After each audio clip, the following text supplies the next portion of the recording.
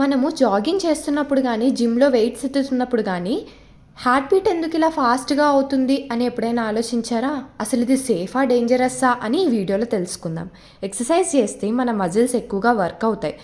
అవి పని చేయడానికి ఎక్కువ ఆక్సిజన్ అవసరం అవుతుంది. ఆ ఆక్సిజన్ బ్లడ్ ద్వారా చేరాలి కాబట్టి హార్ట్ వేగంగా పంప్ చేయడం స్టార్ట్ చేస్తుంది. దీనివల్ల హార్ట్ రేట్ నార్మల్గా 70 బీట్స్ పర్ మినిట్ ఉండేది 120 to 160 బీట్స్ పర్ మినిట్ వరకు పెరుగుతుంది. ఇది మీ బాడీ యొక్క నార్మల్ రెస్పాన్స్. పానిక్ అవ్వాల్సిన అవసరం లేదు.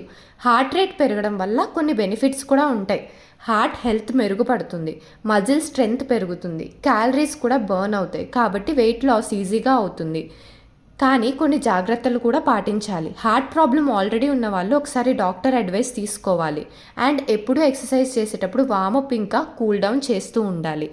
సో ఎక్సర్సైజ్ చేస్తే హార్ట్ బీట్ పెరగడం పాజిటివ్ సిగ్నల్. మీ బాడీ స్ట్రాంగ్ అవుతుందన్నమాట. మరిన్ని హెల్త్ ఫ్యాక్ట్స్ కోసం సబ్స్క్రైబ్ చేయండి.